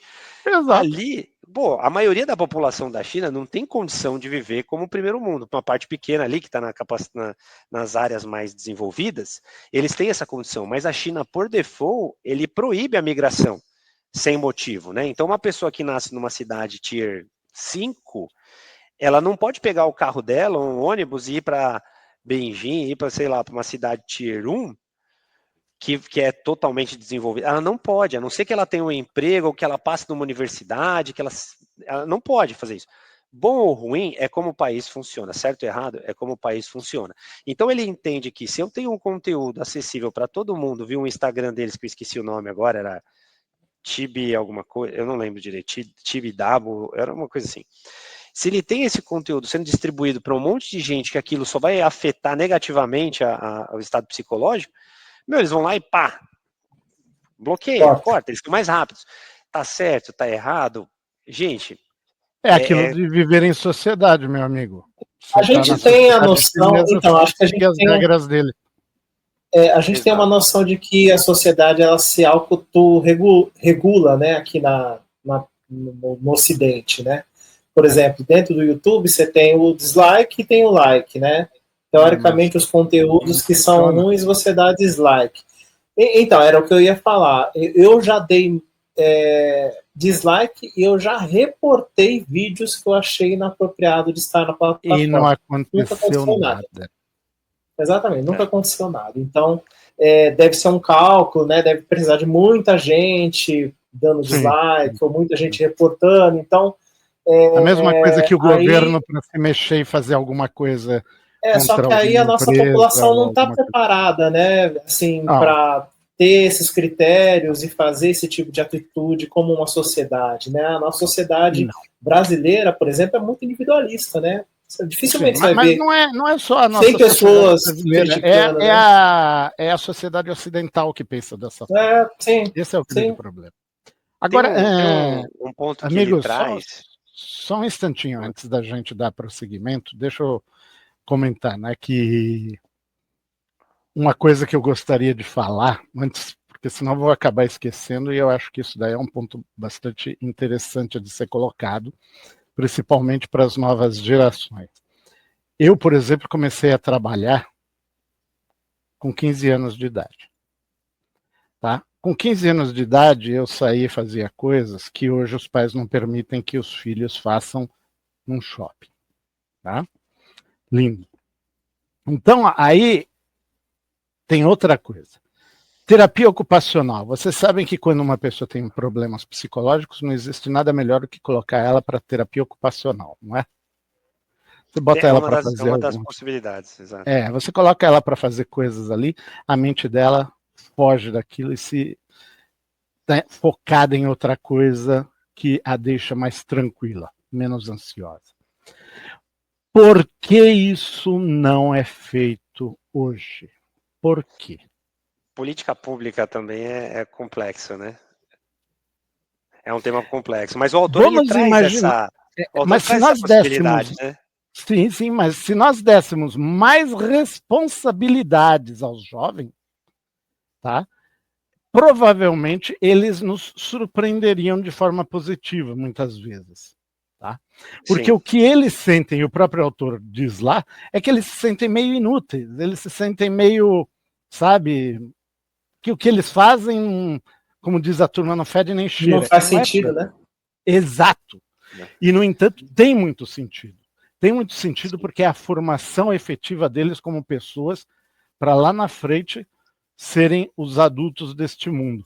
Então, a questão é, a gente falando sobre todas essas coisas, deveríamos efetivamente, na minha opinião, permitir o quê? Que os jovens trabalhassem mais cedo. Tá? Como era antigamente. A Não gente a já nível, permite, né? não como exploração, não como exploração, como os garotos que limpavam chaminés na Inglaterra no século XIX, nem nada disso, não. Ou então os pequenos que estão lá atrás de uma enxada no interior. Não precisamos ir longe, não. Não precisamos ir longe, não. Que estão vendendo coisa na praia, que estão no farol, que estão. Né? Mas a gente já permite, Henrique, porque assim, hoje a idade mínima para se começar a trabalhar com carteira assinada são 16 anos, né? E Sim, como pequeno jovem aprendiz, né? não, 16 Isso, anos jovem aprendiz. direto, normal. Ah, gente, né? Já é direto. Se você quiser com 16 anos, eu assinei minha carteira com 16 anos e na época tinha sido uma mudança recente, porque antes era 14 anos, né, o mínimo permitido. Que era bem Aí melhor. mudou para 16 e eu já pude, com 16 anos, já ter carteira assinada já e começar a Logo, logo a trabalhar. pessoa vai ter 25 e não vai poder trabalhar porque é muito jovem. Não, então, aí, bom, pode ser. Mas hoje, com 14 anos, você já tem o menor aprendiz. E eu lembro de trabalhar em alguns lugares que tinham os menores aprendizes, que eles faziam coisas ali um tempo menor, né? Mas ocupavam o tempo trabalhando, ajudando, auxiliando em fazer diversas coisas ali no ambiente corporativo. No livro, ele traz essa importância da atribuição da responsabilidade gradual, ele traz até algumas recomendações baseadas em estudos mais recentes, né, que começam ali dentro de casa com tarefas do dia a dia e bem cedo, né? Mas que com o passar do tempo, a cobrança da sociedade em cima dos pais foi ficando tão grande que é o caso que ele traz no livro, de uma mãe que deixou a criança ir num parque perto de casa sozinha, com, sei lá, acho que era 13 anos. Uma pessoa desconhecida chega, pergunta ela pergunta onde está a mãe. Ela fala: minha mãe está trabalhando. Pronto. Ela chama a polícia, vem, pega a criança, leva, a mãe vai presa porque é abandono de menor, né? Com 13 Também anos, se né? exagera. A gente com 13 anos, pegava ônibus, né? Ia para tudo que era lado, Eu fazia com as 13 coisas e anos tal. catava sucata na rua para juntar dinheiro para comprar gibi, meu amigo. Então, mas isso a gente lembrando, né? A gente está falando de uma realidade lá nos Estados Unidos, né? Sim. Hoje aqui no Brasil, você não pode, tem algumas idades que você não pode deixar a criança desassistida, né? E se eu não me engano, 12 anos ainda você não pode deixar uma criança sozinha em casa. A gente pode ir atrás depois, Mas o mundo está avaliar. mais perigoso nas grandes cidades também, né? Não sei se Não, isso tem a eu tô ver, falando né? dentro, eu tô Mais falando gente, dentro de mais casa, violência. Alex.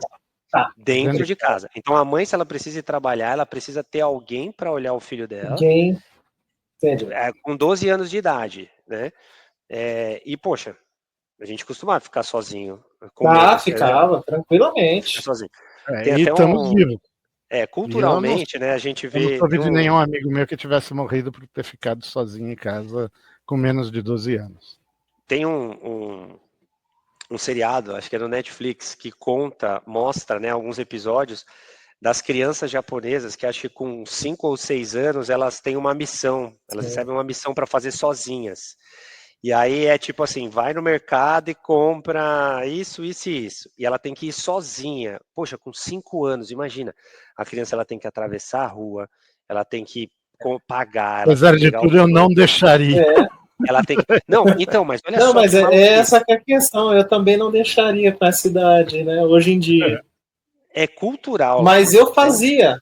Eu fazia, por exemplo, com 7 anos, eu saía para fazer compras para os meus pais. Sim, Eles me sim. davam lá um Não, papelzinho, a listinha do que tem que comprar, descia na comprava pão, padaria, pedia o leite que na estava no padaria. papelzinho, dava o dinheiro, pegava o troco, voltava. Tinha que atravessar a rua, andar umas boas quadras e tal.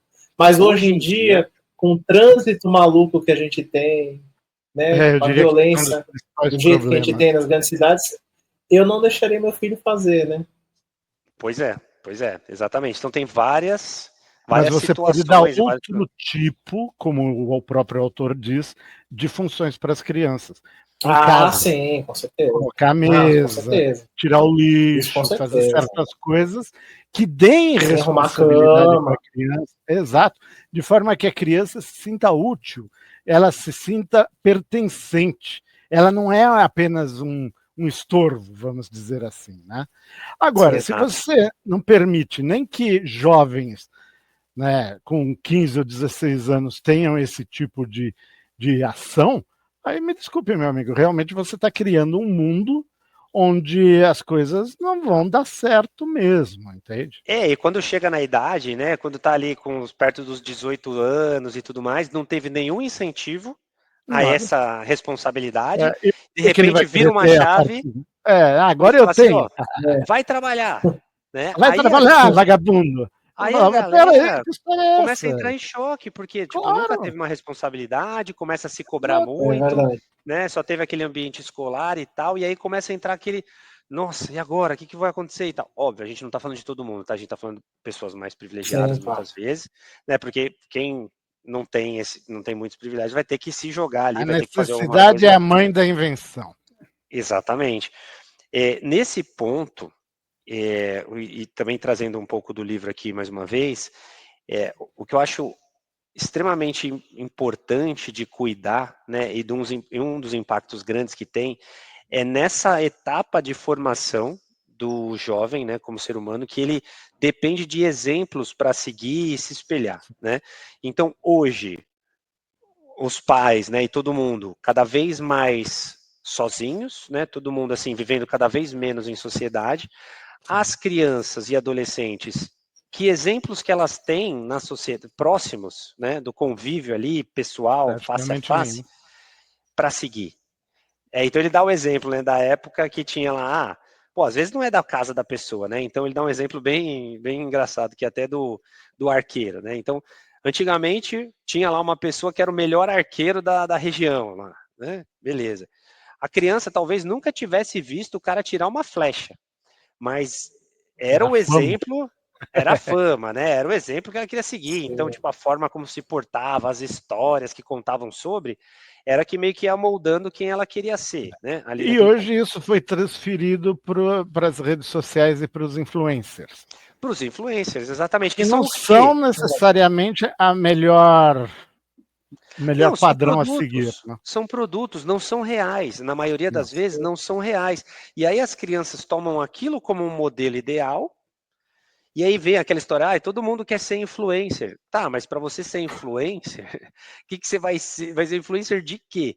Tem técnicas para você criar autoridade, para você sem ter nada, né? E aí mais uma vez a gente vai sem ter, assim, tem autoridades em determinados assuntos que não tem uma formação naquele assunto. Elas simplesmente colocam conteúdos muitas vezes pré-fabricados por outras pessoas Especialista em assuntos É verdade. aleatórios. e vira aquela lá, bom, beleza, é um influencer. Agora eu quero ser influencer. Tipo, tá bom, vai ser influencer. A gente vê lá na escolinha, né, as crianças tendo Um aula de curso. como fazer o canal, né, fazer, olha só aqui, então agora eu vou te ensinar a fazer uma maquiagem, agora eu vou te ensinar a jogar o jogo tal. Beleza, teve muita gente que ganhou muito dinheiro com isso, tá? Mas é porque né, tem todo aquele movimento, todo aquele cenário e tudo mais. Mas que modelo que as crianças têm hoje de coisas reais, né? Nenhum. De tipo profissões necessárias, onde a gente vai, de fato. Não que influencers, né? Não seja necessário. Tem alguns influencers que são bons, né? Tem alguns canais bons também. Mas a grande maioria que vende mais que as crianças. Mas, meu amigo, se o mundo estivesse feito única e exclusivamente de influencers, a gente ainda estaria na idade da pedra. A realidade é essa. Então, Pois é. existem modelos mais úteis, vamos dizer assim, para as crianças seguirem do que os influencers. Né? E assim, esses dias eu estava até falando com a minha esposa, né? A gente, não há muito tempo atrás, a gente teve um evento onde a gente foi no aniversário de um amigo, né? E aí uma das pessoas trouxe o filho adolescente. A gente ficou 3 horas num restaurante e do meu lado estava uma criança, sei lá, de uns 13 anos mais ou menos, que estava com fone de ouvido e um celular. Em nenhum momento essa criança interagiu com nada durante 3 horas ao longo de tudo que estava acontecendo ali. Putz, é chato, né? A gente sabe, tem um monte de coisa e tal. Mas não tem nenhum convívio, sabe? Você não pega nada, aquela, tipo, como as pessoas interagem, como as expressões, né? O que Você não aprende, o que está não aprende. aprendendo relacionamentos interpessoais. Simplesmente É, você está sobrevivendo. Exatamente. exato. E aí entra, né? Essa criança, ela está numa fase onde ela precisa, às vezes, de exemplos, ela precisa entender como as coisas podem acontecer, podem funcionar e tudo mais, se espelhar, né, em algo para desenvolver a sua própria personalidade a partir daquilo e tal. E aí você tem essa enxurrada de conteúdo, né, que os pais não conseguem competir, não tem como se competir. Né, e ninguém, na verdade, consegue competir com isso, né? E forma essa geração que a gente vê É, aí gravada, né, por vários problemas que trazem as redes sociais. Óbvio, né, como a gente falou no começo, não são os únicos, tá? não. Mas tem assim, eu acho que tem uma influência muito grande aí em toda essa problemática que a gente vê da criançada, dessa galera que está entrando no mercado de trabalho, principalmente nos Estados Unidos, tá?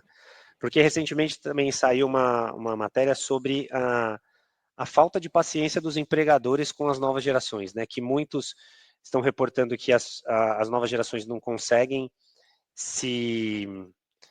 não sabem se portar, não sabem conversar com as pessoas no ambiente de trabalho ou com os parceiros de negócio. E aí você vai Por que ver tudo será? Por que tudo será? nos Estados Unidos. Você vai ver a maioria nos Estados Unidos, né? Então essas Bem, gerações vão começar a aparecer aqui no mercado de trabalho, algumas já aparecem. o livro Esses, explica por quê. exato. Esses dias saiu uma matéria de um jovem de geração, né, mais nova, que foi demitido e ele fez uma live assim, putz, acabei de ser demitido e tal, não sei o que. Aí foi ver, porque ele tinha sido demitido. Ele ficou até mais tarde no trabalho, aí não tinha ninguém na empresa, aí ele abriu uma live no Instagram, parece, ou em algum lugar, e começou a andar pela empresa, sentou na mesa do chefe, fez gracinha, colocou os pés na mesa e não sei o quê. E tava lá achando ruim porque tinha sido demitido, né? Falando, nossa, que absurdo, me mandaram É embora, tal, um absurdo. coisa. Só, poxa, Mas entende? também ninguém nunca falou para ele que isso não deveria Ninguém ser nunca feito. falou, né? É, Essa que é a questão. Pois é. Então, mas aí essa. isso é interessante, hein? Isso é bem interessante, porque a diferença das gerações, né? Cada geração tem um conceito de o que é certo e o que é errado, né? Sim. Essas gerações mais jovens que tiveram muito acesso a influenciadores acham que mostrar a própria vida não é um problema, mostrar o ambiente onde eles estão inseridos não é um problema, e nós já achamos, né, nas gerações mais antigas.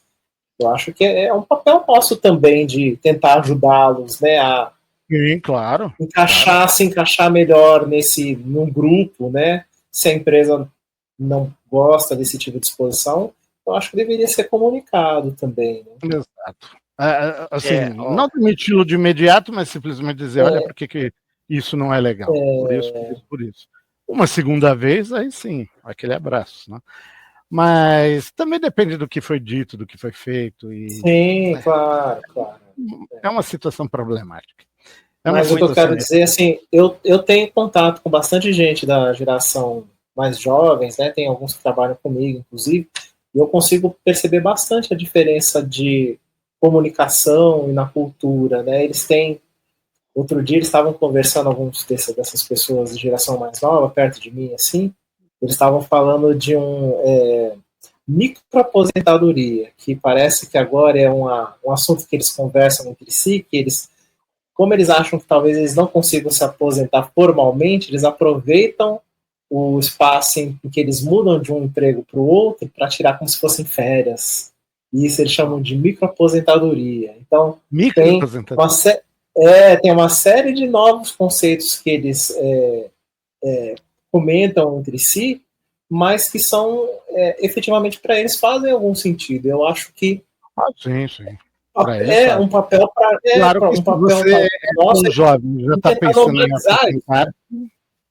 Não, mas não é aposentado, não é essa a ideia. Tem todo um conceito, eles me explicaram assim. Tem uma lógica. A lógica dele faz sentido, entendeu? Faz sentido, Então eu acho que essa diferença geracional que eu tô comentando, porque eu já trabalhei com pessoas que nem o Roger comentou, que são mais rígidas. Eu já ouvi, por exemplo, companheiros meus falando assim: se o colaborador não ficar aqui, não virar a noite comigo, não serve para trabalhar comigo, sabe? E eu estava até comentando com o Henrique em outras Esse tem que trabalhar sozinho. Mas era uma coisa que era muito cultuada na minha geração, sabe? De você suar a camisa e trabalhar muito, ser workaholic e tal. Mas qual que foi realmente o resultado que eu vi da minha geração? Muitos dos meus amigos tiveram burnout. Eu, graças a Deus, não tive, mas muitos tiveram, entendeu? Então o cara trabalhou, virou noite e tal, cresceu na carreira, mas muito chegou um momento que o cara se viu ali com problemas, ali, sabe? Ou então a família estava distante dele, porque ele não teve tempo para passar com a família, com os filhos, então pagou-se um preço por isso, né? Então, e esse é o custo de oportunidade também dessa atitude, né? Que como a gente tem o custo de oportunidade que a gente perde por dedicar tempo à máquina de atenção, você tem o custo de oportunidade que você perde também por dedicar muito tempo ao trabalho, né? Tem que buscar sempre o equilíbrio. Eu acredito que essa geração ela está buscando muito o equilíbrio, por ela estar mais desperta também, por ter mais acesso à informação, porém tem um limite. Eu não posso ter, que nem a gente vê, né? Tem diversas pesquisas também, a maioria delas norte-americanas e tal, mas que falam que os jovens fazem muita demissão silenciosa, né? Que é basicamente assim. Eu não estou trabalhando, né? Eu estou fazendo o mínimo possível ali. Eu poderia até fazer um pouco mais, mas eu não faço porque, estão me explorando, ou porque tem esse sentimento que também é muito alimentado muitas vezes, né, por certos conteúdos ou desenvolvedores de conteúdo, de que você está sempre sendo explorado, mas, poxa, é o que o Henrique uma vez trouxe, né, que a gente tem que buscar um propósito, né? Tem que buscar um caminho ali onde a gente também busque autorrealização e aprendizado. Então, poxa, se eu estou fazendo... Enxergue de forma lúdica o que você faz, eu sempre digo isso. Se eu estou aprendendo, aproveite. Se eu estou trabalhando... Você tem que carregar uma pedra, pense que aquilo lá é prazeroso. É melhor. Talvez não gostaria muito depende da situação, mas enfim. Não, mas é melhor você enxergar dessa forma do que realmente enxergar aquilo lá como algo ruim, porque, cara, se aquela é a sua profissão, meu amigo, me desculpe, tá? Você teria então que ter se preparado para fazer outras coisas nesse sentido. Se você teve oportunidades para tal, exatamente, né? E aproveitou. Mas sim, aí volta naquela. Aí o pessoal aqui vai ter que voltar para aquele episódio de vocês, né? Que foi gravado, que é o viver no capitalismo não é para os fracos, né? Exatamente. Não é mesmo. Exato. É um problema. Mas é um problema, mas é a realidade, né? Porque, sinceramente, é melhor você enxergar disso pela sua saúde mental, física e mental, do que enxergar o que você faz de uma forma negativa. Eu, por exemplo, só para você ter uma ideia, eu não queria ter feito administração de empresas, eu queria ter feito outra coisa. Mas Eu sabia o que era administração de empresas? Não. A partir do momento em que eu tive que fazer, porque não tinha outra coisa para fazer com o meu cacife, meu amigo, me desculpe, eu passei a gostar daquilo lá. Fiz força para gostar daquilo lá e eu adorei aquilo lá. Então eu acho que a gente pode abrir um pouco mão do que nós gostaríamos que fosse para aquilo que nós efetivamente temos, entende? Sim, sim. E tá cada vez mais difícil, né? Porque você vê só coisas boas toda hora. Você fica ali estressado com o trabalho, qualquer coisa, você vai lá e abre um monte de coisa boa acontecendo com um monte de gente que tá ali, né? Que às vezes nem existe. Aquele Exatamente. conteúdo de consumo e o caramba, coisa que você Exato. queria ou poderia ter ou poderia Ostentação de ser e não é. influência, tá? E o caminho é longo e árduo, e às vezes você tem que aceitar fazer o que você está fazendo, mas, putz, olha lá, o cara faz um vídeo ali, putz, viraliza e ganha milhões, né? Aquela história. Gente, sim, um resumo que eu diria é, eu acredito que são N os problemas que essas novas gerações vão enfrentar. A gente, como humanidade, é muito recente, nunca tivemos mudanças tão rápidas na forma como a gente interage e vive, e essa mudança, que o autor chama de grande transição, eu acredito que ela amplificou diversos problemas. Tem muitas soluções, tem, mas eu acredito que amplificou diversos problemas. E sim, eu acredito que é um dos grandes ofensores para essa situação que a gente vive, né, de fragilidade das novas gerações frente a responsabilidades, frente à realidade nua e crua e dura da vida, né, que tende a ficar cada vez mais cruel com o passar do tempo, infelizmente. Infelizmente. Infelizmente, você matou a pau, porque, cara, o futuro não será mais tranquilo, mais leve do que foi o passado. Não.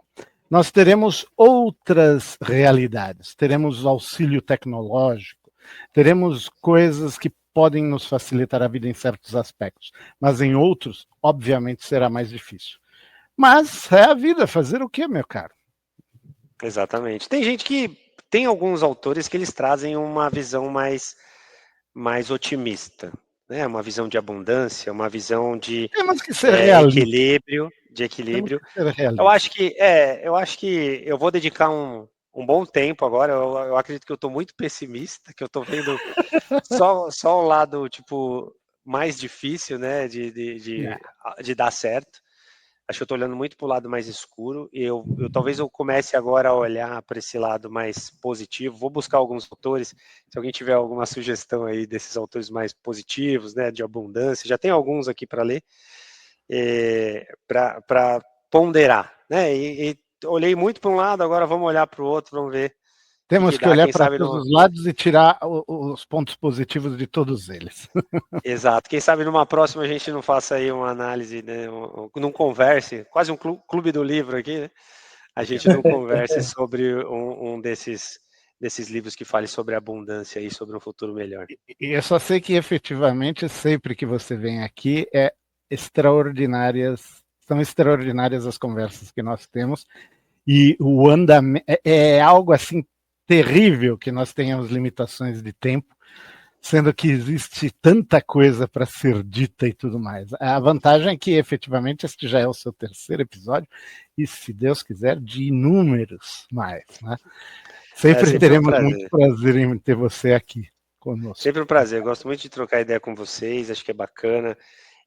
A preparação até para fazer os episódios é uma parte legal, né? Porque Sim. estimula a gente a pensar coisas diferentes, a olhar para pontos de vista diferentes e tudo mais. Então, nesses momentos que a gente tem cada vez mais isolamento, né? Eu acho que essa possibilidade de poder trocar ideias sobre temas que são relevantes, né? Que a gente, enfim, está olhando naquele momento, eu acho que é muito bacana e poder proporcionar isso também, né, para as pessoas que vão ouvir isso, de participar dessa conversa também, então, seja deixando um comentário, né, seja interagindo com a gente pelas redes sociais aí que a gente falou, né.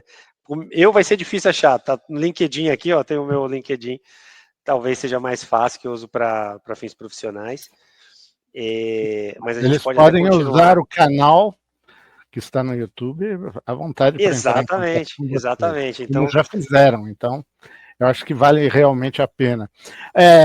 Afinal de contas, essas redes sociais não precisam necessariamente ser só recheadas de coisas supérfluas, né? Elas podem ter alguma utilidade realmente prática para as pessoas de forma a melhorar a sua vida, né? exato. Teve uma iniciativa que eu achei muito boa do John Krasinski. Sabem quem é o John Krasinski? É Ele, aquele ator, né? ele fez The Ele Office. era The Office, exato. E E aquele do casado com a Emily Blunt, não é? Emily Blunt. exato. Ele fez The Office e ele fez o Quarteto Fantástico também. Tem algumas coisas. Jack Ryan, ele fez na Amazon, né? E ele Lugar tinha. Silencioso, ele é o diretor.